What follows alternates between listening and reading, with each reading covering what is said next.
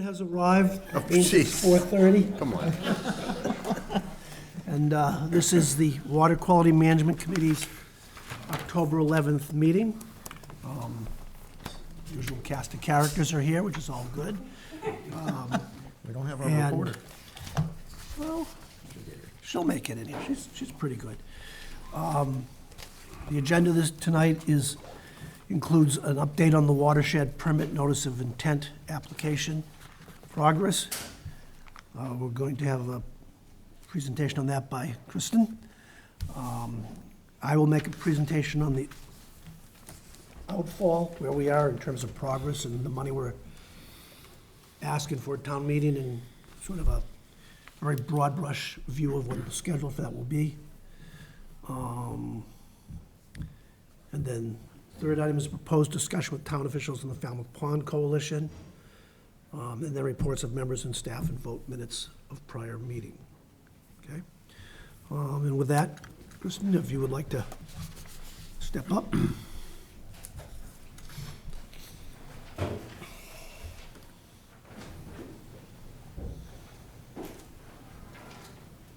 So the group of us, the watershed permit working group of us, meets every week and we go through things bit by bit. The version that you see on the screen is slightly different from what was emailed to the members because after we met yesterday, there were some changes. Basically what this is what we're kicking around as a proposed schedule for the application for notice of intent. So what this is highlighting is the different groups that we've kind of lumped the estuaries into based on the characteristics of whether they have a CWMP, whether they have major implementations already completed, like Little Pond, the complexities of the watersheds. So as you can see for this one, we're targeting to file the notice of intent December 2023. And that will stop the Title V upgrade requirement for new construction and substantial improvement. For these, there's just a couple of really basic items in there. Whether we need to have somebody come in to make sure we've checked all the boxes for what's required for the watershed permit applications. We've been talking with the health department about some kind of IA regulation, so we have approximate timings. For this first group, Group A, which is Great Pond and Little Pond, we're looking at a watershed permit application for January 2027. Second group, Group B, is the rest of the South Coast estuaries. Are these all due dates or start dates? Due dates. Due dates, it's when you finish that task. Completion dates. On or before. So Group B is the remainder of the South Coast estuaries that's in the current CWMP. They will require a little bit more planning for the sewer areas for Woquoit and Eel Pond. But as I mentioned last week, we've talked about staggering the watershed permit applications by a year for each of the groups to stagger the reporting, the 5-year reporting requirement for each of them. So this group, we're looking at a 2028 application. Group C, Oyster Pond, Falmouth Harbor, West Falmouth Harbor. Oyster Pond has a draft CWMP. West Falmouth Harbor has been included with the South Coast CWMP.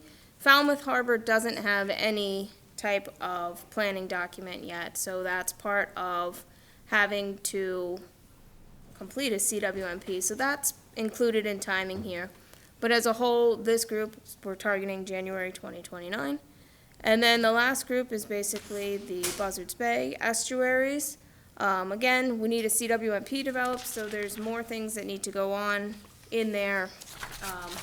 An intermunicipal agreement with Bourne, as far as some other things, but this would be the last group for watershed permit submittal for January 2030.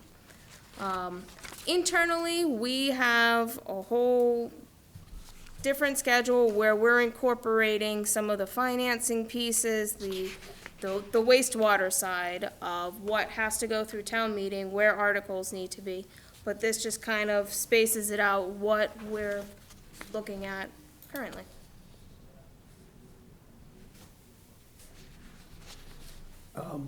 Just backtrack one slide if you can.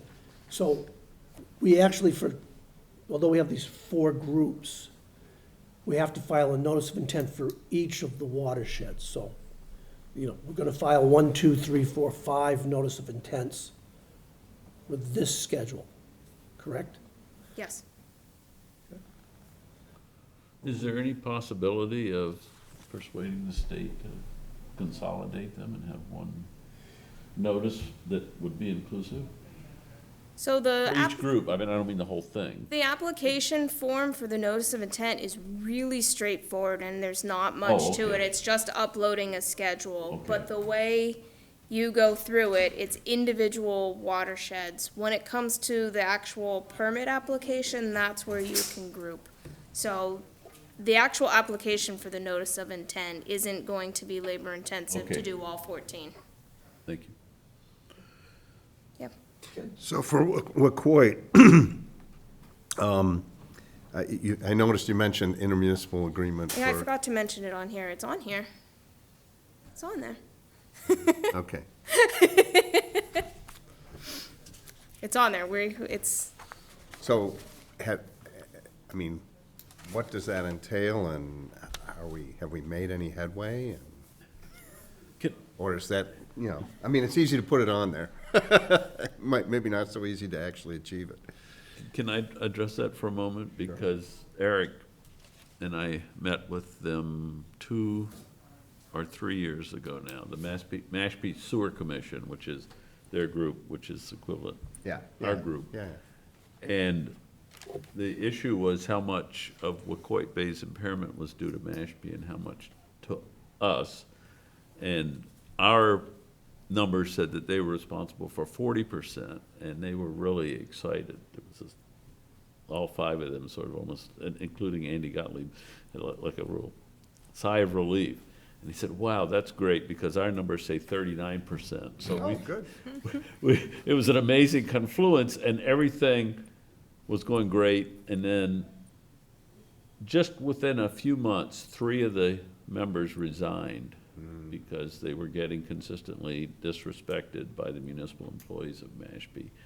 And everything went out, as I understand it, everything went out the window after that. So we have intermunicipal agreements both with Bourne and Mashpee that will have to occur. Yeah, One of the oddities of this process is, are they filing notices of intents before December, or are they doing, what are they going Right. to do? And based upon what they're going to do, the agreement is in essence going to primarily come back to the percentages, how many pounds of nitrogen are we each responsible right. for getting out, okay? So at this point, that's all we need to agree to. It looks. Not how you do it. Well, Well- it will have to go through a couple of steps. That's why it's not an early task item. It's a couple of years out. We're hoping that the DEP might provide some guidance or indication as to what they would expect to see in such an agreement. Now, the Wacoit one's interesting because inside the regulations, there's a de minimis provision that if you're only providing something under a certain number for any given watershed, you don't have to do anything. And that's because the upper end of the Wacoit Bay watershed has a small sliver of sandwich in it, Yeah. okay? So, that's what's going on there. We can ignore sandwich, but not Mashpee. Well, I don't know. This is great, but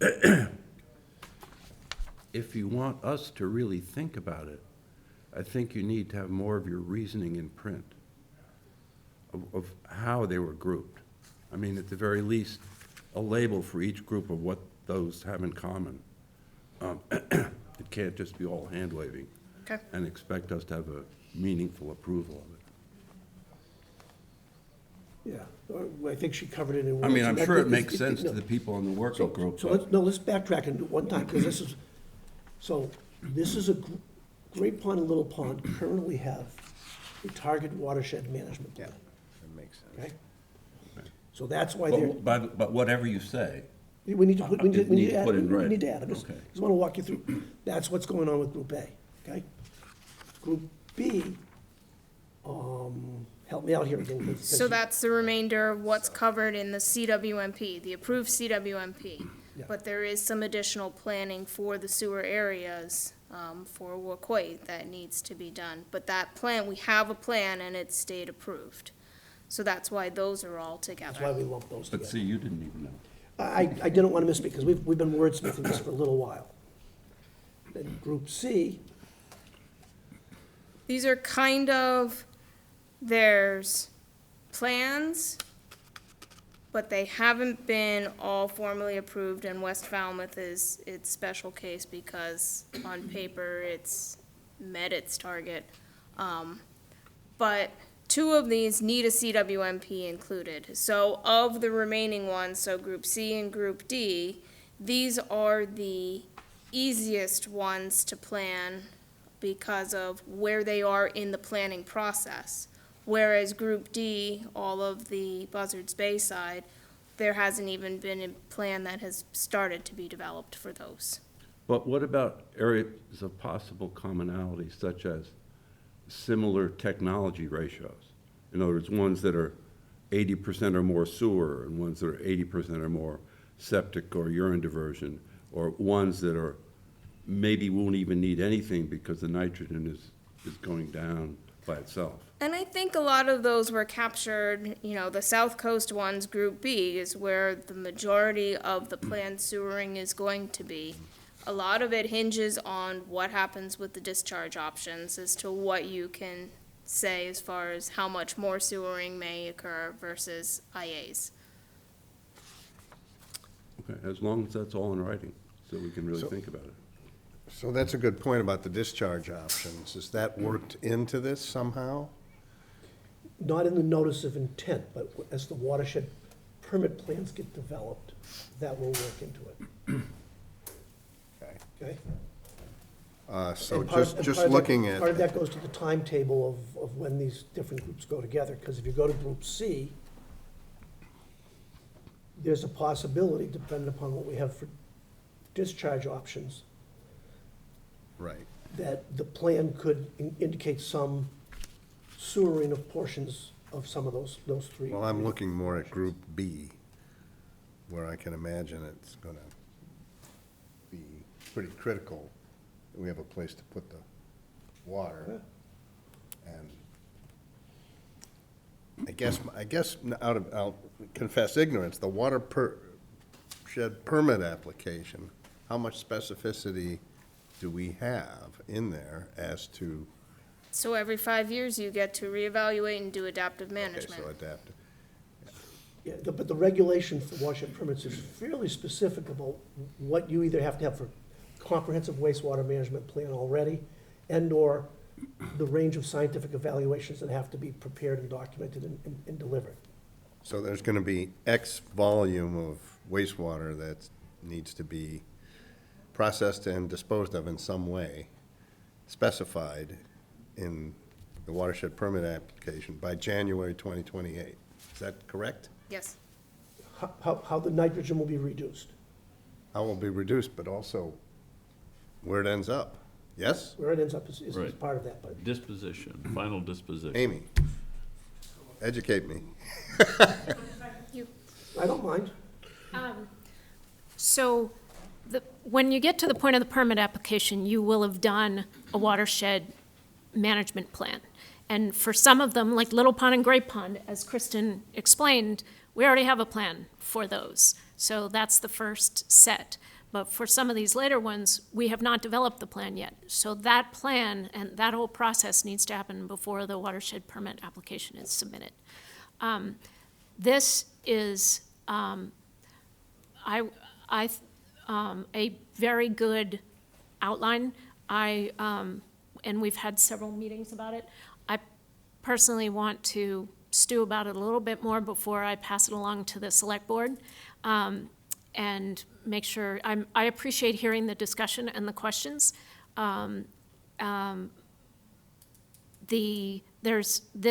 This is a commitment on the the schedule for the watershed permit applications, and therefore there's a lot of significance to it. So I think it's good to talk about it here today, but know that I'm still, the group of us, including me, are still considering the timing. And I understand the question about grouping, and I think you did a good job explaining that. Can you go back to Group A a second? Why are IAs important for Little Pond? They are not necessarily. It's just, when we look at all of the moving parts, we're looking at different things that might be occurring. And that's just on the timeline for our consistency of what's happening when. They may not come into play for Little Pond at all. They could for Great Pond. They're very likely for Great Pond. They're unlikely for Little Pond right now. Yeah. Yeah, I mean, the area that we've got currently in our plan doesn't remove enough nitrogen to hit the target value, so we're gonna have to do something more. But, Okay. I understand what you said about, or Amy said about the notices of intent being individual but being straightforward, so it doesn't matter that there are 14 of them or however many. But the watershed permits, I thought the thinking was to group them of the same kind so that they could be grouped. Is that true, that they're group permit applications, or are there also 14 of those? The way the regulations are written, we're interpreting that you can group them. So And it so doesn't makes sense. specify how. So, if, We could do 14 individual plans. but you Okay. don't want to. Well, You save money by writing one and then going through with WordPerfect and changing Great Pond to Little Pond Let me wherever it finish occurs. first. We're filing 14 notices of intent.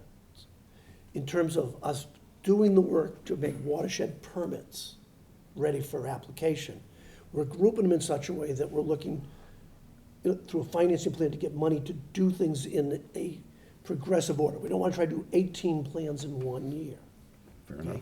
Yeah. So we've grouped them in a certain way. A decision can still be made at any time that we will make 2 permit applications, one for Great Pond and one for Little Pond, should that be the most logical thing to do once we get there. But for now, we're looking to get money, have a structure, to do the work, to get to the point that we can submit a watershed permit application in January 2027 for those 2 ponds. All right, but you agree that part of the thinking was for them to be as similar as possible so that that watershed permit application would be more condensed and would just be easier to think about. There's a lot of commonality. These 2 areas are the same, so, There's a lot of everything we commonality. said here applies here too. There's a lot of commonality to those 2 areas. The MEP numbers that all of our goals and all are set on now are 20 years old. Is there any thought that somewhere along the line, there might be new modeling and new updated goals? I'm not aware of anybody making the commitment to I- redo the MEP plan. Yeah, see, I haven't either, and I've brought this up before. The old MEP numbers say that Coonamessett River is putting in 55% of Great Pond's nitrogen loading. Yep. But Chris Neal's numbers from the last couple of years indicate that it's probably more like 2/3 of the nitrogen loading is now coming in the Coonamessett River. And my concern is we spend a lot of time taking care of what's happening on the nearby shoreline, and we're not gonna see anything good happen in Great Pond itself. And I just wonder if there's some way we could throw a curveball into the works and say, actually, if it's this way, this is what needs to be done. So the IAs help you when you have a watershed. Well, that's it, but that's another So- whole so- long-term. Right. A little bit of my response to that is once we've done the work to find where we think we're going to have IAs, where we're gonna have sewers, we have to do water quality monitoring at the Sentinel stations and other places. Right. And every 5 years, we have to say what we expected to have done and where we're at, and if we're not there, or we're not making the targets, what we intend to do to get to those targets, okay? Right, and So if, So, And that's my concern, is that we'll be 10 years or more behind what might possibly be happening in Great Pond if we took a different course of action. what do you think the course of action for Great Pond should be? What I would like to see happening, although it hasn't been completely established, is the nitrogen content of the river doubles in the stretch below John Parker Road, where the river is running parallel to John Parker Road before the dam site.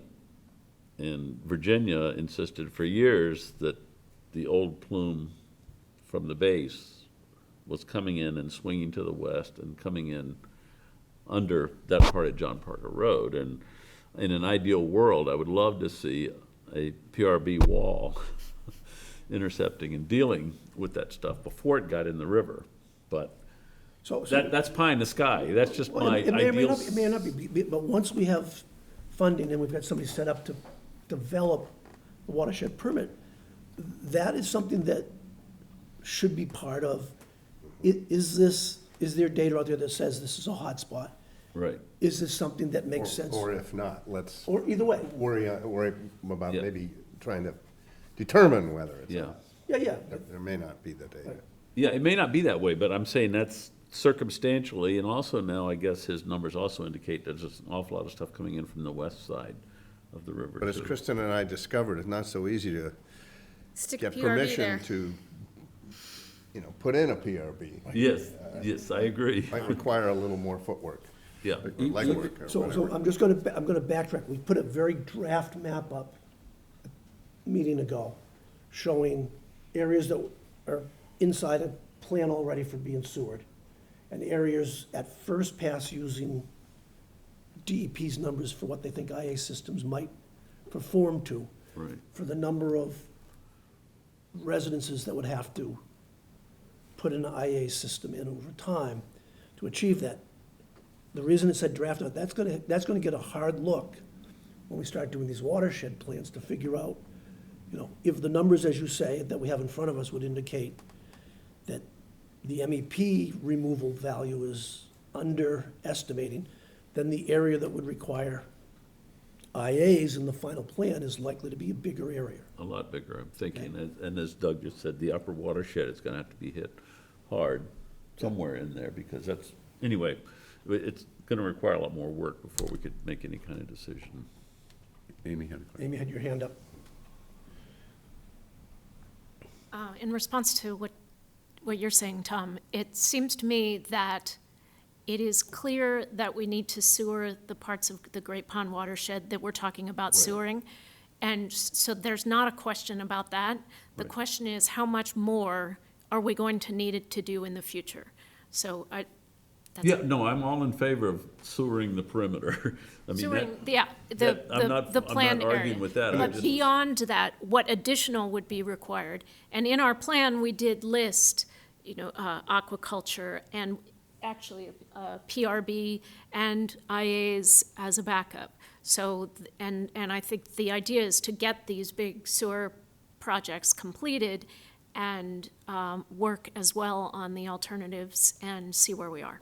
Yep, no, I agree completely with that approach, and I'm certainly not against sewering everything we can that stretch south of 28. And if I can just, as this little working group we've had, you can take every one of these, whether it's Little Pond, Great Pond, Fiddler's Cove, Rand's, any one of them, every one of them, we find ourselves every once in a while saying, well, we might have to look at, we start trying to get into the scope, if you will, for the watershed permit application, which is probably gonna be like one of our next tasks, once we've got the notice of intents prepared, selectmen's approval to submit them, and then we've got to come back to town meeting for funding to get people to help us do this stuff, but then that's gonna become what's the scope of work of what we're asking people to do to prepare that, so, we probably will not do this in such a big lump going forward, but maybe pick it off, come back in maybe when we get to scopes of work for Great Pond and Little Pond Group A, come before this group and say, here's where we think we're at,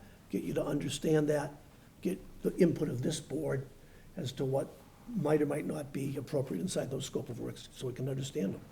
Go ahead, Steve. Just to clarify something, I'm glad that Amy clarified that, because what I thought I heard Tom saying was that it might be that so much of the nitrogen in Great Pond is coming from Coonamessett River, that instead of doing the sewers first, and then the IAs to the extent that you need them, that Tom was saying that it might be that you do the IAs first, and then the sewers if you need them. But now I hear no one is proposing that, right? You're No, not really no, saying no, I'm- that much is coming from the Coonamessett Right.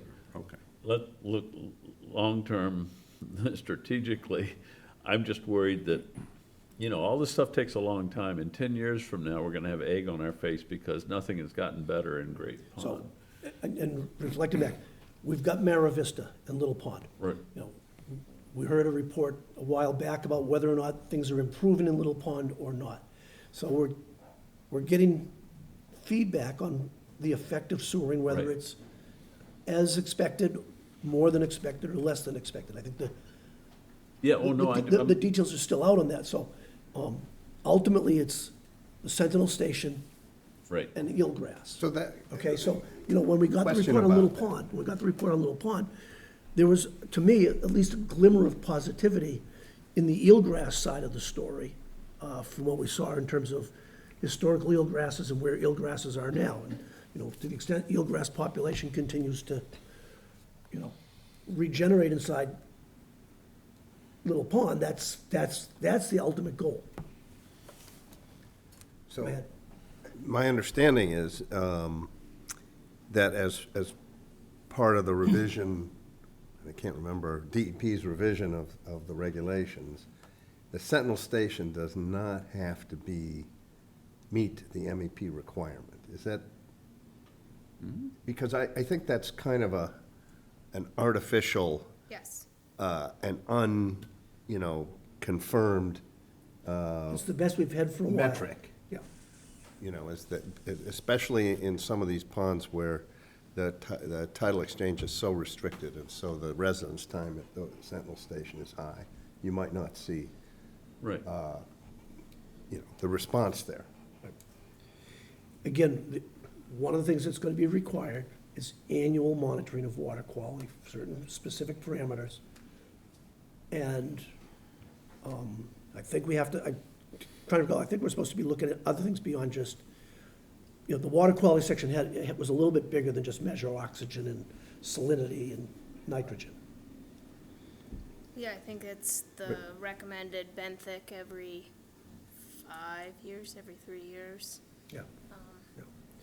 Wait, but are you agreeing with Ken that the measurements at the Sentinel Station don't have to meet the TMDL? I don't remember. They're not explicitly stated that way in the regulation, that at the 20-year end of the permit, it does not have to be meeting. You have to have in your plan and do the implementations to, as Scott McGann likes to say, solve the equation to say you've removed, or your implementations are going to remove X amount of nitrogen, and now you're going to wait and see. Right. But the regulations do not explicitly state that the Sentinel Station has to meet at 20 years from the issue date of the permit. Yeah, Oh, okay, but So you that was have modified. to, it doesn't have to have arrived there, but you have to show work. How that you're going to get rational there. observers would agree with you that it was expected to arrive there Yes. on such and such a date. Right, and that falls back to the Or work at that Little partic- Pond right now that's telling us from when you do something, when you start to see results. Right. Is that a 5-year, 7-year? What's the cycle for? Seeing improvements in the actual water quality. I think what we're seeing is, and use that little pond as the example, because that's the big sewer project that was done not that long ago, that it takes longer than expected to see the results.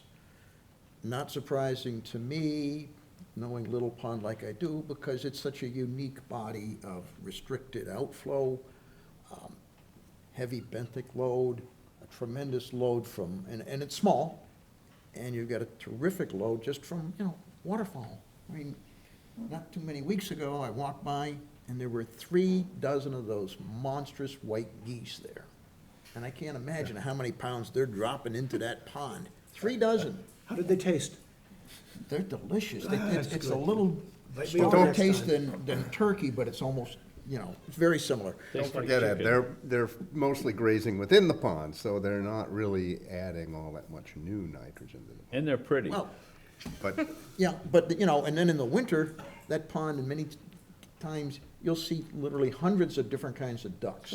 Migrants, and some of that are staying there for the winter, those just passing through, going north or south, east or west. There's a tremendous other dynamic going on that sewering doesn't affect. But we, just to And there's the time. toot the horn of what we've been doing there a little bit. We've been measuring groundwater nitrogen at Yep. a dozen well locations, 42 different Yep. water samples since 2015, and we've seen dramatic decrease in the concentration within the groundwater at the shore. So, Which tells you it's working. so we know that the inputs are probably have been reduced, and that reduction has taken effect near the shore. It's not like the situation in West Falmouth Harbor where it's taken a dozen years to see the Yep. effects of the improvement in the water treatment at the wastewater plant.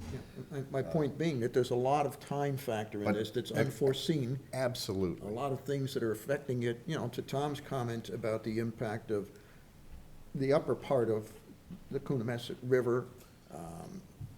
Hopefully over the next few years, maybe Concom will understand the wisdom of trying some permeable reactive barriers up there to try and protect the watershed. And yeah, it probably wouldn't damage the river, but that will take time. The whole IA technology is just starting to look a little better. So 5 years and 10 years from now, when we have to say, oh, wait a minute, what are we gonna do up in some of these other areas? We'll probably have some better tools to work with. And that includes the aquaculture, that includes the urine diversion testing, which is a long-term project to evaluate that. But everything is in the process of evolution. And I think what we're making now is a long-term plan based on best available science and engineering and dictates from the state, knowing full well that it will all possibly change with the evolution going forward. And I think that's the gist of what we're seeing here. You have to make a long-range plan. You have to get the state approval. You got to get the funding and you start doing it. But things are going to be changing along the way, and I think you said, Kristen, it's a live document. Every 5 years you reevaluate. Where are you in all of these plans based on new data, new technologies? Hopefully somebody will come up with a magic wand, a magic IA system that's cost-effective and works. Wow. We're getting a little bit ahead of ourselves, and I just Yes. want to bring everybody back here. I just have one other, more, if it's okay, question about this watershed permit application. And We haven't done it yet, we're just trying to get the notice of intent in. I get that, but January 2028, we're talking about having one for these Group B. And I guess my question is, what you guys then envision as sort of the timetable after that for implementation? That's Of part the of the rem- plan itself. That gets worked out Yeah. for the Of- plan. We'll come Right, back. but you must have some vague, We'll come back. idea. We'll come back. The little working group, I've tried to keep everybody focused, not on jumping into actually what do we have to do inside the permit application, and then how to finish everything up, because we're gonna come back on these one at a time, okay? Because there's a lot of interest in every single one of these estuaries. Well, where we're at right now, just I want to get everybody back to focus. We've got a plan, we're suggesting that we'd like to file notice of intents for all of our estuaries in December, and that we're gonna stagger the dates by which we say we're gonna get things done, so that we ultimately have blocks of estuaries where we're gonna, a 5-year window to deliver water quality data and say if the plan's good. We're not gonna have 14 estuaries all in the same year. We're gonna have 2 in some years, 4 in others. The working group's got a little more work to do, maybe tweaking words or a couple of these numbers. But I would like to get the sense of this board, through a motion if possible, to allow the working group to go forward with to the selectmen to identify that we want to file these notices of intent, and really go to your bar chart for 1 second. The bar chart is a little bit more, this sort of shows you how things break out and things aren't all stacked up in 1 year. And that's how those dates line up. But we need to go back to the Board of Selectmen in a timely fashion to get their concurrence to file the notice of intent. I don't think we have the authority. We need to go to the Board of Selectmen. We've told them we want to do it. They've said, yes, it's a good plan. Now we've got to give them an outline of how simple we're putting this in as, we had a lot of debate, like, do we put tons of information in which nobody's telling you what to do, or do we do something very simple, which is what you're seeing? Boom, boom, boom. So, Two things, totally. First, I think you need to remind us what is the requirement of, what is in the notice of intent? We Just say, don't- we intend to file a We watershed don't. permit by such and such a date, period, thank you. it goodbye. says, identify basically it says this, identify the watershed you're submitting for and submit a schedule. In other words, As simple as possible, and then let them tell you. Right, so that, we're back, this intent is for Great Pond, and we're going to file a watershed permit by 2020, whatever. to come back to Bay.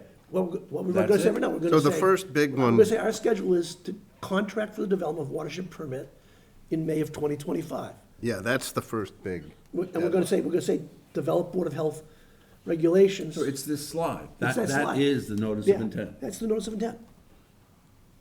And there's no appendix with any details. No, they're not It's just asking what for you that. see is what you get. They're not asking for that. They're gonna build some rubric that says, we expect you to have this done on the dates you Okay, submit. then if I was on the select board, I would ask, the first obvious political question is, why is Group A first and B second? And I don't mean, do I know the alphabet in order? I mean, why is Great Pond and Little Pond first, and why are whatever's in Group D last? West to east. I don't think, well, why west to east? Because Did we flip a coin? The- And I don't think it is all- west to All of the planning to date has focused on the South Coast estuaries. Yep. So, Group A, we can do this relatively cleanly. There's a whole exercise that nobody knows what's gonna happen, Steve, which is, when you submit the watershed permit application, what's the state gonna do? What are they gonna say? What are they gonna say isn't in there that they want in there? There's a whole exercise of getting the state's feedback on what we're doing. The rules are very, very unclear at the end of the day. We don't want to presume to do things that we don't have to do. We think Group A is the cleanest group for us to put in front of them and see if what we're putting together meets their understanding. They're on the other side of the coin, I'm sure, still trying to figure out, what do we expect to see? Okay, I'll buy that. So Then as let's far move to as- Group B. What's the reason Group B isn't at Well, number so two? Group A, Great Pond is the project that we're currently in the middle of, moving forward with TASA, and we have a very comprehensive plan for that, for all the sewer plan and everything else. Little Pond, the watershed permit is basically to monitor, because we say all the implementation has met that goal, and our plan is to monitor going forward. So it's a pretty straightforward plan that we need to do. So both of those are far enough along that it shouldn't, and have enough of the elements, it shouldn't be a heavy lift to actually apply for the permit. I'm totally convinced by what you both said. I think it's excellent and should be in writing. Okay, now number B, why is that in place too? Because those are the remaining watersheds that are, besides West Falmouth, that are part of that South Coast CWMP, so the state-approved plan. So we already have a significant portion of the legwork done for planning. And we have to add a few elements here and there, so a more comprehensive sewer plan for the Wacoit Bay area, but the plan as a whole, the overview of the plan has already been approved, so it's less lifting there, and it gives time for Group C and Group D, where we have to actually, for some of those, start from scratch, because there has not been a plan that has been done. So that allows time to get the contract in place, to have somebody put the CWMP together, submit it through MIPA, and get your state approval for that before you can apply for your watershed permit. So it's order of difficulty, so if you do the easiest ones first, which makes sense. To keep that timing staggered by year, if we try to start doing the CWMP process for Buzzards Bay estuary, we may all of a sudden be backed up to the deadline to file watershed permits, and everything's gonna end up at one time, which is gonna make the reporting requirements, really intensive if it all falls in one year.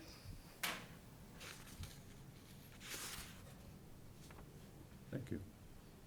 Can somebody structure a motion to allow the working group to finalize the schedule and? As take it to the proposed select- here.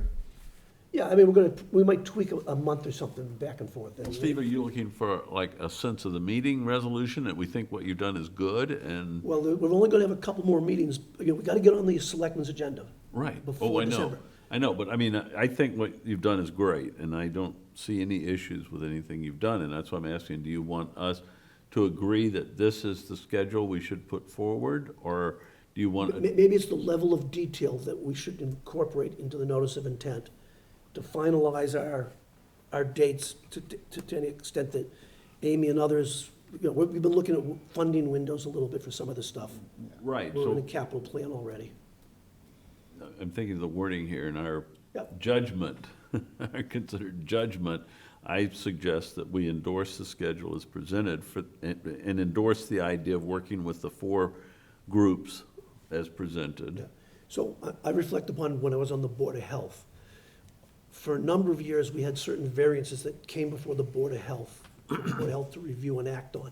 Yeah. But we realized that there was a group of variances that were so it's almost standard and Yep. functional, that we as a board voted to delegate the authority to staff to, approve variances, and to the extent they had any reservations on the variance, to then bring it to the board. So I think I'm asking for maybe a vote to delegate authority to the committee to finalize these schedules and proceed forward to the selectmen. Well, without, I'll move that we grant you permission to present these slides as the notice of intent, as the draft for the notice of intent, subject to minor corrections to the select board, and support it with written reasoning.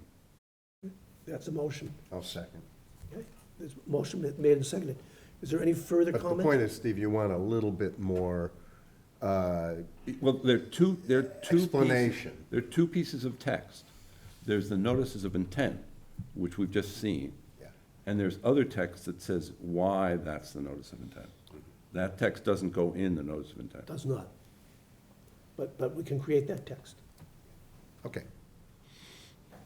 Motion made and seconded. Any more comments from the board? Any comments from the attendees? I'll go with you, Doug, first. No, I'm just saying, no, that's good. You need to go to the microphone, identify yourself, please. Hi, my name is Matt Hanley from West Falmouth. I've been following this subject for a while. I have a couple questions. Kristen mentioned something really quickly. You were saying something about the Title V regulations? Can you explain that in more detail? Can the board, So there's, the Title V regulations were updated at the same time that they created a new set of regulations for watershed permits. okay, Changes in the Title V regulations had to do primarily with IA systems and some criteria around all of that. So, but there's not going to be any exemption to Title V in the Great Pond watershed? no, I mean, they. 'Cause I know it's been people- discussed, People because- have to have if they're not on the sewer, they have to have a wastewater system that complies with Title V.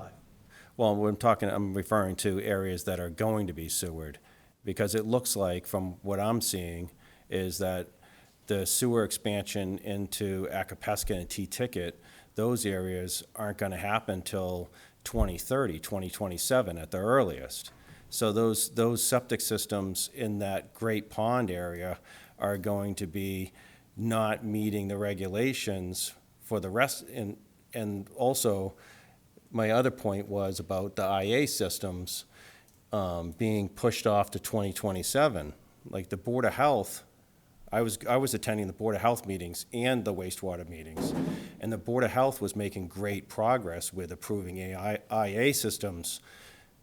They were gonna fast track it, it probably, the IA systems, if the Board of Health had its way, from my indications, from attending those meetings, that this would have happened in the next year. I don't see why we're pushing it off to 2027. There's so many parts of Falmouth, like has been discussed here, the upstream areas of these watersheds that are being impacted, the freshwater ponds.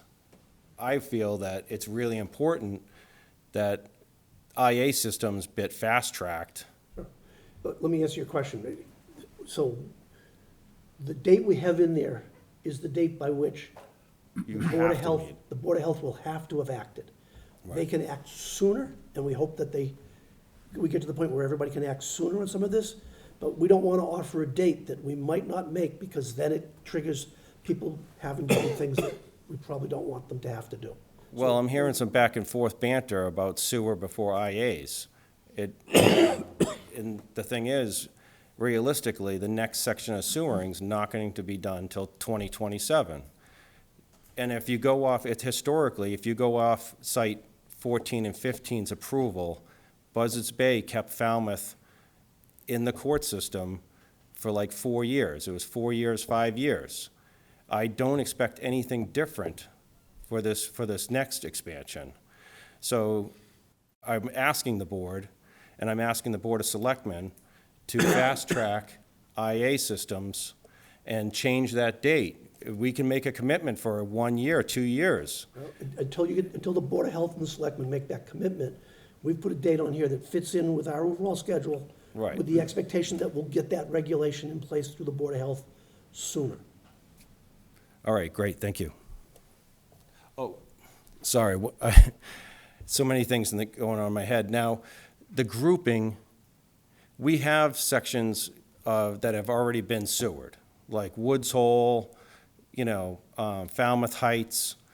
Wouldn't it be beneficial to make the first group areas we've already sewered?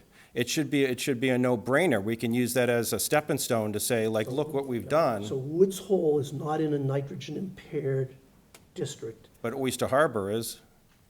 Wouldn't Oyster Harbor be? Is that still a salt pond estuary that would be impaired? That was in one of the secondary groups for which we have a plan. If you go back to Group A, Yeah, Kristen, can you just come back to Group A? One of the points we've been making is Group A has got Little Pond right. already. It's an area already sewered. And it's a good example of us going with that one first so that we can show what's happening.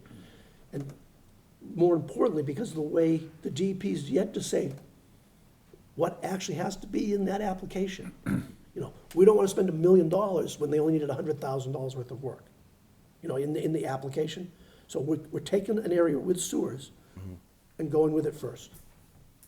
Well, that's what I'm saying. Little Let's put all our sewered sections in one, We instead don't of need- we don't need spreading to- them out we through all don't the need- different. We're not obligated to file a watershed permit. We'd be filing a permit for something that there's no obligation to do it. Well, Oyster Pond, Oyster Falmouth Pond's- Harbor, Oyster Pond's in another Little group. Pond, that would be in the first, those are areas that are sewered that are on the Oyster south Pond is coast. not That would sewered. be in the, Oyster Pond's not sewered. that's not, so Woods Hole sewered, but Oyster Pond's not sewered. Right. Okay. And, Yeah. Woods Hole is sewered, Surf Drive is sewered, the top end of the Inner Harbor sewered, and Main Street sewered, but none of them are in nitrogen-impaired watersheds, so we don't have to file a plan. Okay, thank you. Okay. I have a motion made and seconded. Is there a vote? yes, You call the I'll vote. close the You call the discussion. Are you ready? Yeah, I was going to ask. I'm calling the vote. If you want, I'll move to close the discussion, and then Okay, we I can call. move, yeah, there's a motion to move and close the discussion. All in favor signify by Yes. saying aye. I'm still learning Good. this job, give me a break. Good. All right. All right. Okay. All right, I'm handing the chair over to you, Steve, because I'm making this presentation. Oh. Okay?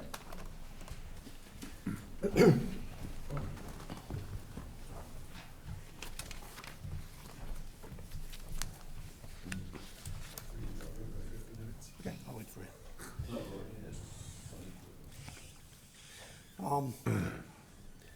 So I'm here to make a presentation on the offshore outfall. It's a little bit of a progress report of sort of what we've done, why we've been doing different things. We're going to town meeting for some money on the omnibus capital article. We've got some transfer of AFSCII funds recently. And I thought it'd be good to outline what we know, what we think we understand, and to present what I think is an optimistic but potentially achievable program on the outfall.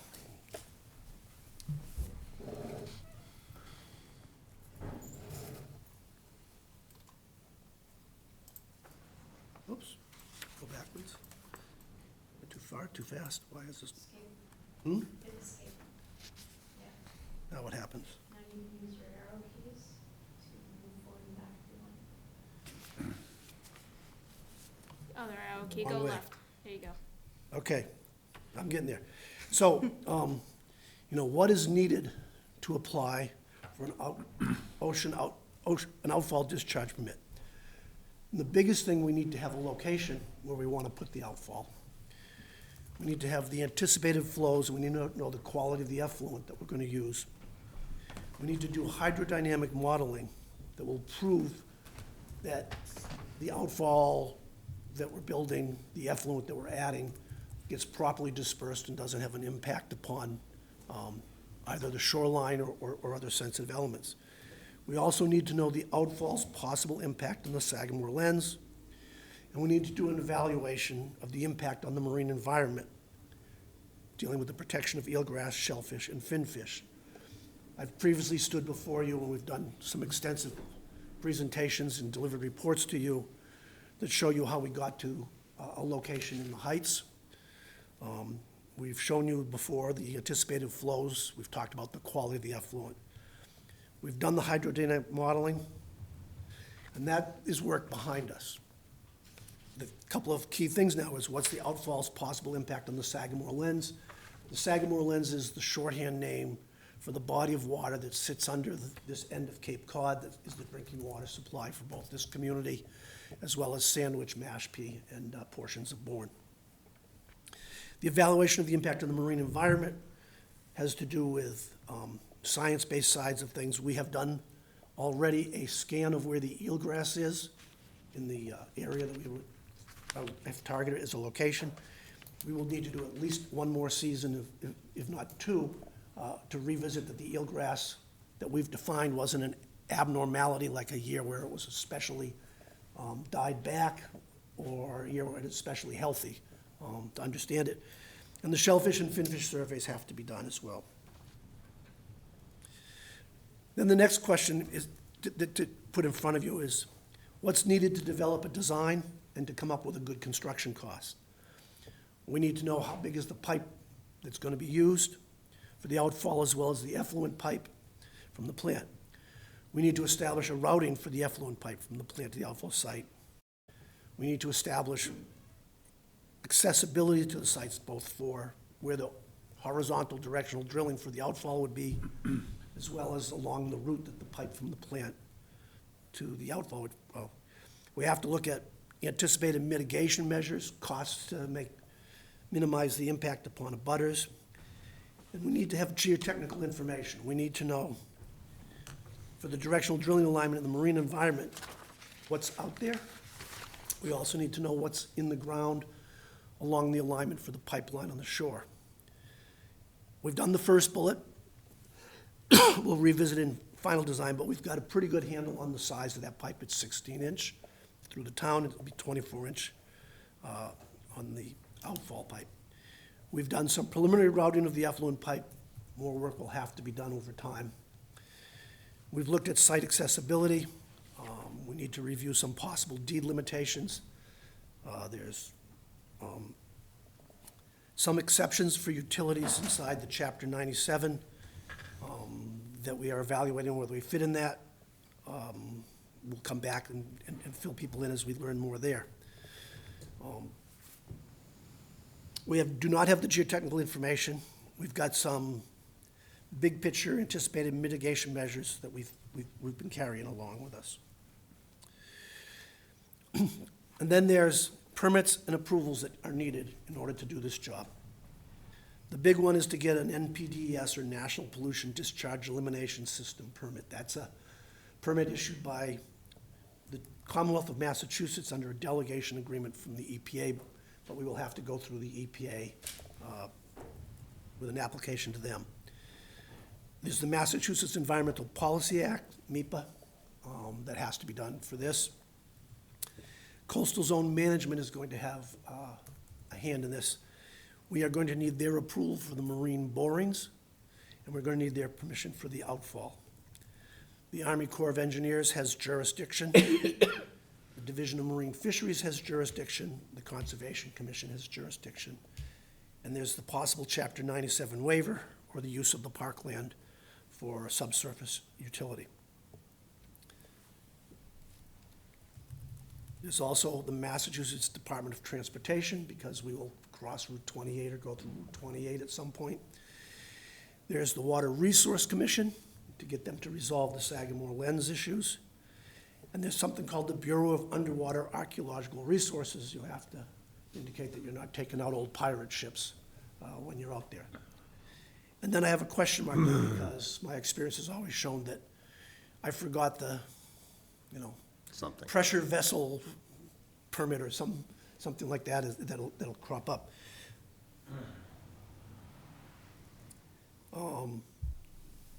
None of these permits really have gone forward, other than for the marine borings. We have had, the working groups had conversations both with the town's conservation agent as to whether or not that would be a go or a no-go, just from the get-go. And we have a name to contact at Coastal Zone Management. We have not yet contacted, because for the borings, at 500-foot intervals, at a couple locations, we will be inside the eelgrass bed. The feedback so far is that work would have to be done in the fall, when the eelgrass is more dormant than in spring or summertime. But we still have to go through them.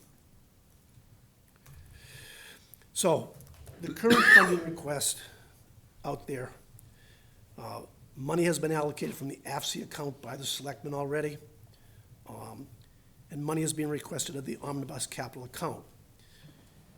That money will be used over the next 18 to 24 months. The first contract we looking to get out, we've got a draft scope of work, and we're in the process of finalizing it, is to fund an evaluation by the United States Geological Survey on the evaluation, on the Sagamore Lens. We had a good working group phone call probably 2 or 3 months ago now, Amy, right? We had over 20 participants from the EPA and the state agencies that might have an interest or concern in what that would be, and the USGS is presently finalizing that agreement. The cost of their work is about $110,000, and they've indicated it will take them around a year to finalize their report, although they will have results in less than a year, because they have to go through a peer review process under their organization's rules. There's a little good news in here in that the town's share of that is about $80,000, and the USGS is providing in-kind services for up to $30,000 of that study. The big ticket item that's out there is to fund the marine borings and the geotechnical evaluation along the outfall alignment. We have a number of $811,000 for that work. We are exploring other, that's not, none of these numbers are, except for the USGS, none of these numbers are what I would call a hard fixed number yet. These are numbers that are in proposals or proposed scopes, but they're working numbers that we used to get to a budget to go to the town. Do you have to go through a formal bid process for these? These are professional services. We just have to go through due diligence. They're not procurement of materials or construction type things. Back earlier, I had listed several things about fish and eelgrass and other such things. That's the environmental survey off of Kite Park. That'll happen over a 2-year period, and the working budget right now is $185,000. And then, as an element of the NPDES permit for this type of construction, you have to tell them where sediment that gets disturbed during the construction out there in the marine environment is going to go. So we're in kind of good shape there because we've done so much work already about what the currents and where things are. So we have that in front of us. When the marine borings are completed, we will know the grain size of the soils that we're digging up. And then it's a math and a computer exercise at that point to indicate where the sediments will disperse to under different tidal events, whether it goes back and forth. I did one of these a number of years ago to put an electric cable from South Boston to Deer Island. And the sediment transport evaluation, because the lawyer was doing it, looked like a sine wave that had different levels, because as the cable was going in, the tide would go one direction, then change back to another direction. So they look, the end of the day, this looks like sort of like 3 or 4-year-old finger painting, because they're usually colored plans that show where the bigger sediments and the smaller sediments will disperse to and fall out.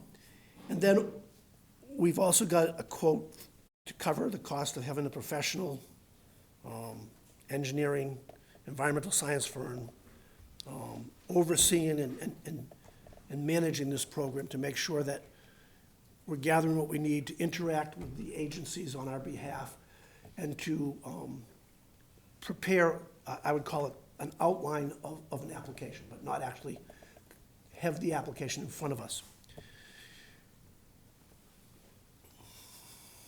So, Steve Rafferty's opinion of what could substantively change the viability of an outfall is the USGS evaluation of the Sagamore lens. We expect that to take 1 year, and that work will go forward first.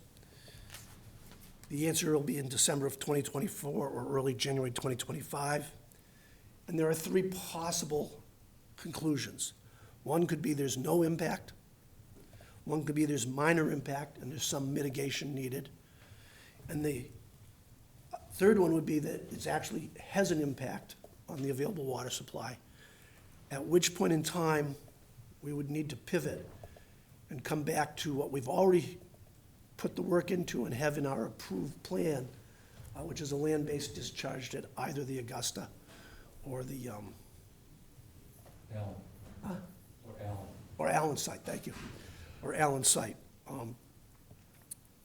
We think that we're going to be someplace between no impact and minor impact, and that's based upon all of the work that USGS has done to date, looking at the groundwater on the Mara Vista Peninsula, looking at where the groundwater was before the sewers went in and what the groundwater looks like since then, which is primarily indicating that on the peninsulas, it's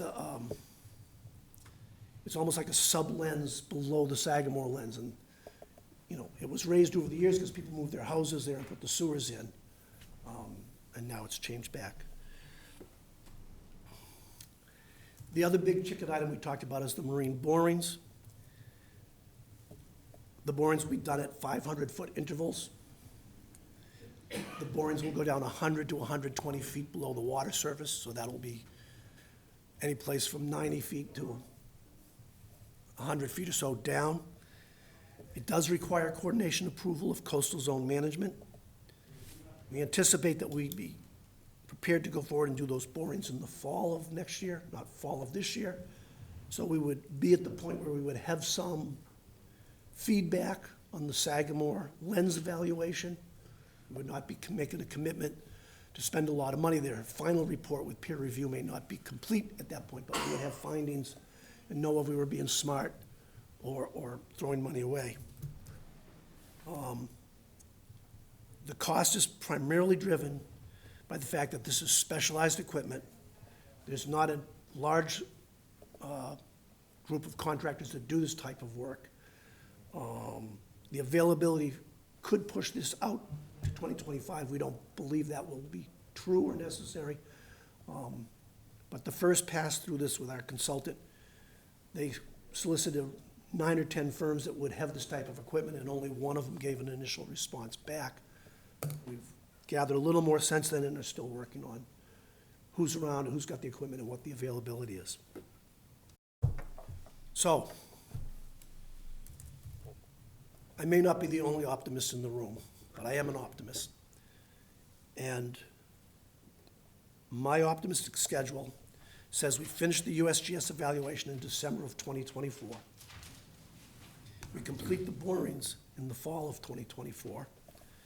We have 2 years of in-situ data by the end of 2025. We go in to obtain funding for the actual outfall permit applications at fall town meeting in 2025. And we submit an outfall discharge permit application early in 2026. We think if we do all of our homework well and everybody's well-informed walking in, when they get it, we've got all the data they need, we've put together the background and whatnot. They're not gonna turn around and say, you're missing marine fisheries data, you're missing this, you're missing that. And we give them a year to go through the NPDES, EIR, MEPA review process. And by late 2027, we now have approval for an outfall. At which point we would proceed to have gone to the town meeting for an appropriation to design the outfall and design the effluent pipe. The construction period would probably run 2029 to 2032, keeping in mind that the actual directional drilling could proceed relatively early or fit inside a window of opportunity that people would want to have it done. I'm sure everybody remembers driving down Main Street and Route 28, down T-Ticket Highway and Davis Straits, over the construction trenches for the sewer, and then followed by the construction trench for the 16-inch water main. That water main pipe was roughly half the length of the pipe we're gonna have to put in to get from the heights back up to the treatment plant. That was a solid 2.5-year-long construction duration for that piece of pipe. So that's my basis for a 3-year construction duration to put the pipe in the ground. So my optimist says we could have an outfall by 2032 if nothing goes wrong. If nobody asks for more information. Life is full of surprises. But others have been saying an outfall could be permitted and available by a date and time certain. I thought it would be useful to spend some of our time to work with what we know at the level of detail we've been working at it and come up with our own sort of optimistic schedule. With that, I open myself up to accolades or criticism as you choose. Great presentation. Any comments or questions from the board, from the committee? Not for me. I'd comment that I think it's, echoing Steve's comment, that it's a good job. It's a lot of detail, a lot of hopeful things. One of the things that wasn't there was when would actual going to a town meeting and a community vote for the funding. Right. Yeah, we intentionally didn't put in all the steps for the funding in there. We recognize we have a slightly more detailed schedule about a couple of different things and whatnot. But I wanted to stick to, as I organize it, what do we have, what don't we have, and what's our plan for getting what we don't have so we can make the permit. We have a couple of placeholders in the capital plan, Amy, correct? Yes. Yes, and they generally line up with what you just saw now. So at this juncture, the anticipation is it would not be a Prop 2.5 override situation, it'd be a capital plan line item. I have to go through the finance department, that's, Technical question. Why does the boring have to be in the fall? I can see spring and summer, but why couldn't it be in the winter? you could, but it's a little riskier construction out there in terms of the cold weather, the equipment, you know, the way they're doing it. More money in the winter. Fall is the best time. Right, but you'd save a year potentially if you, and they'd be earning money. I'm gonna They back, might I'm gonna not be back you up, otherwise. Steve. I don't think I wanna commit the town to a $600,000 to $800,000 expense for marine borings till I have the answer on the Sagamore lens. I think Oh, I think okay. it's foolhardy for us to try to do that.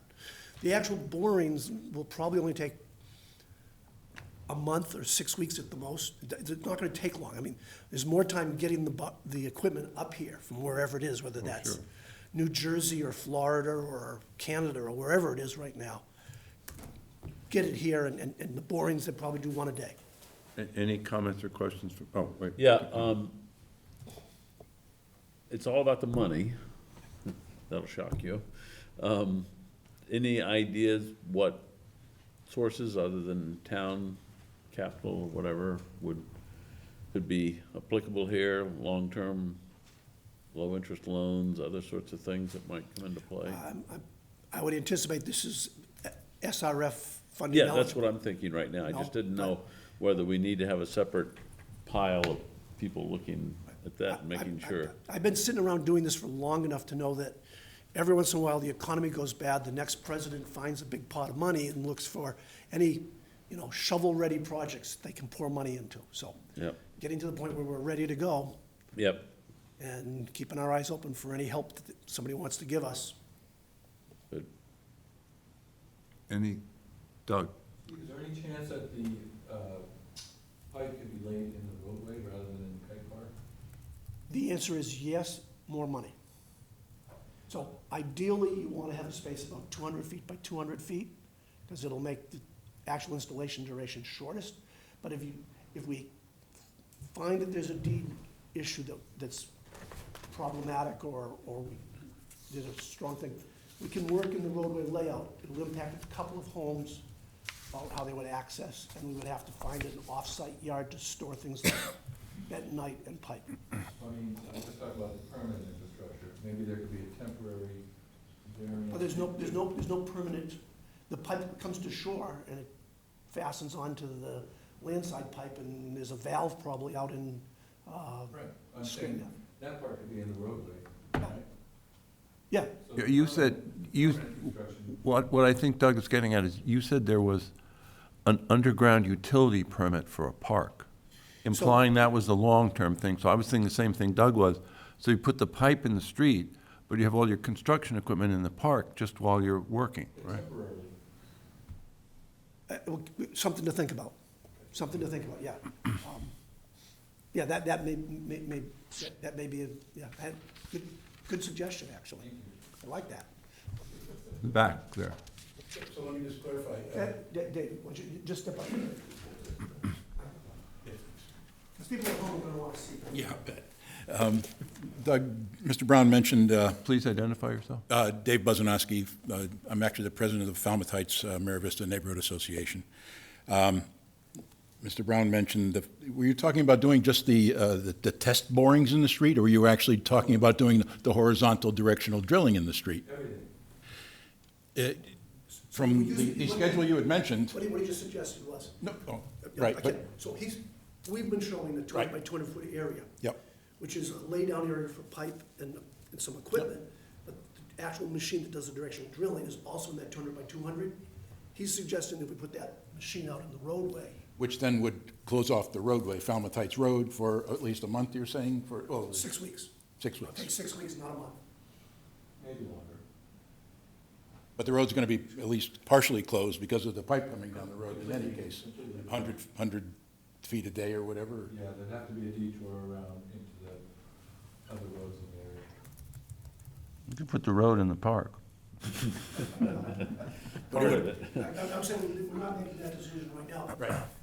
Right, so far, in terms of looking at complexity and potential costs, we've said, what do we have to only use the road? What if we could only use the park, okay? And he's suggesting kind of a split.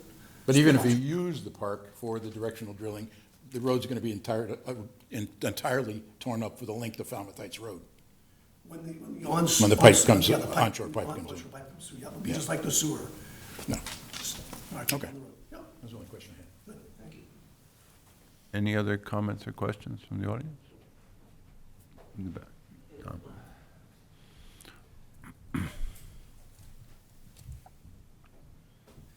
Matt Hanley, West Falmouth. I've been following this subject for a while, and I really do believe that outfall pipe is going to be our best, choice as far as cleaning up all our coastal waters, our estuaries, fresh ponds, salt ponds. And, one of the things, because I've done large projects. I've managed $50 million projects myself, when I worked in Boston. And one of the things that I noticed is, like Falmouth Heights, I understand that it's a deep water area with strong currents. But I feel like we're being foolish and not looking at some of the projects that we have going on, and some of our projects where we're going to be digging up and laying pipes. Now, if you correct me if I'm wrong, like the next section, the T-ticket path, Acapesket, is it this section we have to do another force main? Back to the plant? We're gonna have to build a pump. The next phase of the sewer will have a pump station by Falmouth Lumber. Right. And it'll be a force main going back to the treatment plant. So one of the things that I saw, like from my project management experience, is we're digging a trench to the Augusta property already. Why aren't we laying a discharge pipe to the Augusta property? There's 23 acres there that potentially could be a discharge site if this outfall falls, for some reason doesn't make it. Now, as a taxpayer of the town of Falmouth, I want to make sure our money's being well spent. So if we go to the Augusta parcel with the discharge and the force main, we're laying 2 pipes in 1 trench. We're minimal disruption, we're not disrupting Falmouth Heights. Now, if the outfall pipe goes from the Augusta parcel, we could go down Mara Vista, and at the end of Mara Vista, there's a right-of-way. It's on the beach, but it's a public right-of-way at the end of Mara Vista Road. Now, to try to smooth over a lot of the bumps that could derail this project, if we do some small, intricate changes, one, we're gonna save the taxpayers money. Because if you go for an outfall pipe, even if it meets all the classifications, and you tell the town of Falmouth, like, oh, we're gonna tear up all the roads going all the way to Falmouth Heights, and then we're gonna, do this in Kite Park, town meeting can be, very fickle, and, we need to think about these things before we paint ourselves into a corner where this project doesn't get approved. A little, pre-planning could make this project, make or break this project. So maybe I'm asking you guys, let's do some planning and think about what it's gonna be to lay 2 pipes in 1 trench to the Augusta parcel, and that could be an offshoot for either discharge in the future, land-based, putting the effluent back in the watershed that it came from, and future outfall pipe break-off point. Thank you.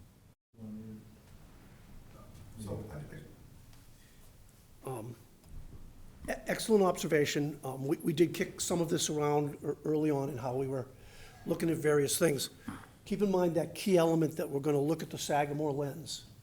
And if we're not getting what we need, there's a pivot point in there. That pivot point fits within the time frame of saying, if we can't go to Kite Park, which is the lowest last day cost to do, then getting a pipe over to the Augusta parcel becomes a key element. But currently, we would not put a pipe in for multi-millions of dollars on the chance that we won't need to ever use it. Well, the timeframes are overlapping. The approval for the outfall pipe and the approval for the Acapesket is gonna be at the same time. I can't do the math in my head, especially because I don't know any of the numbers, but it's basically a classic matrix of probabilities of, the outfall works or doesn't work, you do the safety factor or you don't do the safety factor, and you work out all 4 and you look at them and then you say, I like that one. But maybe Steve knows some of those numbers and might put them down at some point. Yeah, we played around with this a little bit already. We will know by December, we will know before December of 2024. The USGS has said they need 6 to 8 months to do the modeling and draw conclusions. They need another 3 or 4 months to write a report and get peer review. So we will know, as we're coming into next fall, whether or not the outfall location we have is an optimum location. Doug? Any more questions from Hey, anyone? Doug Brown with the Select Board. The other thing to think about is that the Augusta parcel has limited capacity, and to put discharge there is not inexpensive. I think it was like $30 million to develop that site, and it's very limited, and it goes directly right back into the Little Pond and the other watershed there. So if we're going to do land-based discharge, if the outfall doesn't work out, most likely we're going to go to the Allen parcel, which is up off of Boxbury Hill Road area by Sandwich Road. And that can handle a lot of capacity. It has the same problem, though. We're dumping a huge volume of water back into the watershed that we're trying to fix. So that's our backup plan.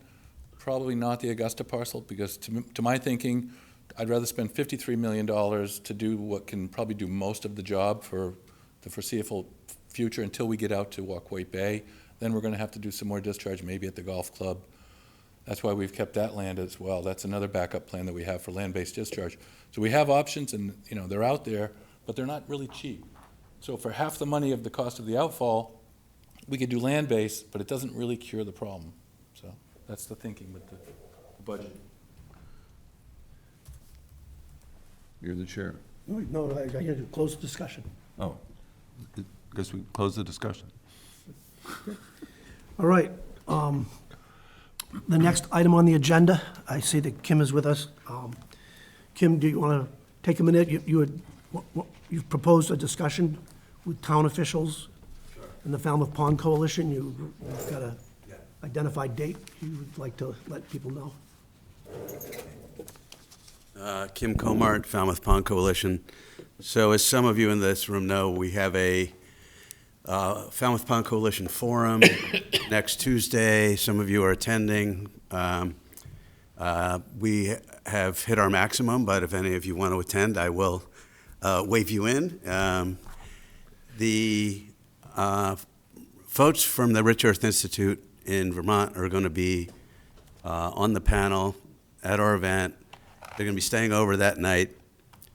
So I had this idea that while they're in town, if folks were interested in having coffee and conversation with the Rich Earth folks on Wednesday morning, they would be very open to that, very interested in it. I did talk with, and I was interested in town officials potentially participating in this conversation. That was sort of the target population. I did have a talk with George Hoyfelder, the Board of Health. Basically, the long and the short of it is he feels like they're quite familiar with the folks at Rich Earth. They're quite familiar with the technology, the work they do. And he said it's unlikely maybe one of them would attend. I got something very similar from Mark Kaspersik talking about the Conservation Commission and Mark himself. I spoke with Amy yesterday to get her thoughts about it, and she personally is not available. What I wrote in a note this afternoon to Ed is that, so there are some people who already are familiar with Rich Earth. There are some people who are going to be at our forum. I think Doug is going to be there. Amy's going to be there. A couple of you are going to be there. So some people are going to be there anyway and have an opportunity for a conversation with Rich Earth. And then there's some people who just aren't available on Wednesday morning. So I have not sent out a note broadly about this. The opportunity still exists. If any of you want to have, meet with them on Wednesday morning, they're glad to stick around. They need to head back to Vermont by around 11 o'clock, hit the road by around 11. Falmouth Community Television is interested in meeting with them. The Enterprise is interested in meeting with them. But I just wanted to sort of put this option out there. I know that the meeting would need to be noticed to not violate open meeting law. So that was one of the reasons we put this on the agenda. I think, if more than two of us wanted to go and sit down with somebody, we'd have to post it. What I'm hearing is that your original sort of vision is shrinking quite a bit. Yeah. I personally would, if you'll let me go to the UU church, even though I got thrown out years ago for believing in God. Yeah. I would probably go on Wednesday night myself. Tuesday night. Tuesday night, Tuesday night, yeah. Tuesday night, yeah. Yeah, And I don't know, And I'll be there Tuesday night. yeah, Tom and Steve, I think, are signed up. yeah, so maybe this is a null and void conversation, but thank you Right, for, right. And if any of you want to attend, and if you go to register and you get, you see the note that it's full, let me know. I'm actually finding out who's trying to register, so I would know that. yeah, Yeah, All right, will do, thank you. okay, thanks. thank you. All right, we're down to item 4, the reports of members and staff. I'm saving you for last, Ed. Does that mean I'm up? No. Ken, you have anything you wish to report, anything on PRBs? No. Kristen, do we have anything on PRBs? Steve, you have anything? I have notes on 4 different things that I thought were going to be on the agenda. One was, because of the items that Kristen put on the agenda, one was the urine diversion study proposal, but I guess we're not talking about that? He's going Well, I to, he's think going to Ed's provide an gonna update. Give a report of our meeting, I gonna- think. mhm. I'm assuming he is. Okay, all right, I can do that one there then. The other one I can do when we get to the minutes, and the groundwater modeling, because what was sent around was a much more specific proposal, Correct. and then you gave this excellent overall view of everything. Summary. But this is a technical point on that they mentioned several different scenarios that they would model, depending on sewers in different places or something like that. And maybe this would save a negligible amount of money, but if they could make an adaptive management kind of study, they could simply study the worst case first, and if that was a minor impact, they wouldn't have to do the other studies. I think they're going to approach it in that sort of format, Steve, anyways. They're not interested in studying things they don't need to study. That's why I say they're going to start in and they're going to Well, keep us they're being informed. paid by the hour, but, Okay. okay. They've been, You understand the idea, I do, that's all. okay. Thank you. Nothing from me. Nothing from Tom. I Okay. assume Ed's gonna Shellfish. cover our All right, activity. all right, Ed. I'll take a stab at it. We had a working group meeting last week. All 5 members were there. Good discussion. We went a little over an hour and hit some key points, and we will meet again next Wednesday as a group to go refine this further. But I think we're coming together on some ideas that are important and key to developing the program. I would preface that with saying that I have sent a request to Mass Tech to revise their proposal of August, to expand it to the longer time frame that DEP would require, the additional year of actual data collection, and also to expand the number of participants, the thought being people will drop out. If you start with 50, you're not going to make it. And we need 50 people for 3 years of data. So I've asked them to expand it to, after consultation with Steve, to 75 people as a starting point, and for a 4-year program, figuring by the time we get started, and have dropouts. If somebody drops out after 6 months, maybe we can throw somebody else in. So after 4 years, we'll have at least 3 years of data for 50, maybe sooner, but the idea is we want to have a worst-case number of what this thing would cost when we go for funding from wherever it is, state, county, local, federal. So that is in the works. They said they'll get it as soon as possible. We talked about things, what type of devices would be in the program, the wisdom of subsidies. We have kind of keyed in on a suggestion that should be made to the Board of Selectmen to form a freshwater pond working group similar to this, but keying on freshwater ponds because of the complexity of that particular issue, even though there is some commonality. And, we're trying to find what is the procedure we have to go through to get State Plumbing Board approval of devices that will be used in the program, and then submit a formal application to DEP for the provisional program that looks like we'll be able to do. So that's where we're at. We'll be meeting again next week to refine this, and hopefully in the next month or two, come together on a consensus of what is the methodology to follow and recommend to the committee at large. Thank you, Ed. Thank you, Tom. Good work. We are at the moment of truth for you, Tom. We're gonna- Oh, you're going to switch the minutes. I wanted to say something about that. Oh, go ahead. All right. Yeah. What Kristen sent around was a draft, but it looked pretty final. I don't remember the title of it, but an agreement on urine diversion that you would be sending to homeowners? No, so Kim provided me a draft of a letter that the Green Institute and the Pond Coalition has prepared that they're looking to use for recruiting people to participate in the program. It's Okay. not finalized yet, it's draft. I just wanted, I didn't want So somebody it's to hear. nowhere close I to, didn't want to have somebody hear about this from some third-party thing, say, what is this, what's this all about? Wanted to show you what these folks have been putting together. But at this point here, we don't have a proposal, we don't have a funding mechanism, et cetera, et cetera.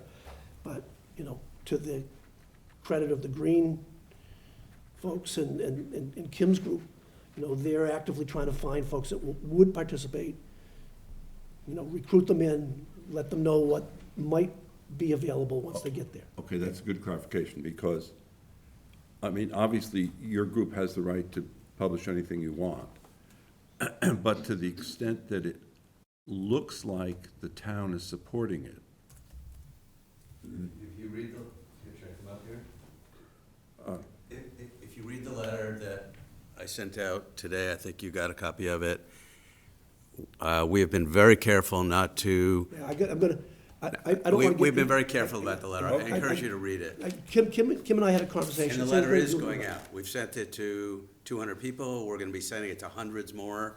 And it's asking them to come to informational meetings to learn more about the project. That's all okay, it's well, I asking. mean, part of this is in the spirit of alerting you to roadblocks, that you nitpicking things where, let me just tell you what they are, and I want to be very careful. This letter's not on the agenda, okay? We can do this offline. We can put it on the agenda for the next meeting, all right. okay? I'd be fine with it, but I don't want to start getting into a subject matter in any detail that's not on our agenda, Fair okay? enough, okay. You know, it was a draft, but I just, because it's out there a little bit, I just wanted to have everybody aware that this was ongoing, okay? And we can. Yeah, I we can talk tell about it. you and Kim offline in 1 minute after the meeting. Yep. Okay. We're back to you, Tom. To me, well, How are the minutes? yeah, I did a little cutting and polishing here and there. I think overall they were really good, and I think we're gonna keep Kristen on for at least another month. Right? I think she's doing a superb job. So that is the copy that got sent out with the red Yep, red so the I'll- red I'll- lines? I'll move that we accept it as presented today's meeting. Does everybody have a copy of the minutes from Tom with the red lines in it? No. We did make some changes? No, they got the final one. They got the final Oh, without, okay, without, they got the final. Clean I up his apologize. suggestions and you I'm guys still get the learning. final. yeah, no, they get a final unblemished, Okay. no blood or anything on Okay, it. that's good. Motion That's on the my floor, I tears. second. I don't know whether it's my blood or your blood, but it was red when it went back to you each time. There's a motion that's been made and seconded to accept the minutes as distributed to the members. All those in favor signify. Is there a discussion? Is there any Yes. discussion? I don't know where else to say this, but it said in the minutes, there's nothing wrong with the minutes, but the minutes promised that a financial statement Yep. would be forthcoming. Yep, So I'm still waiting for that. yep, yep.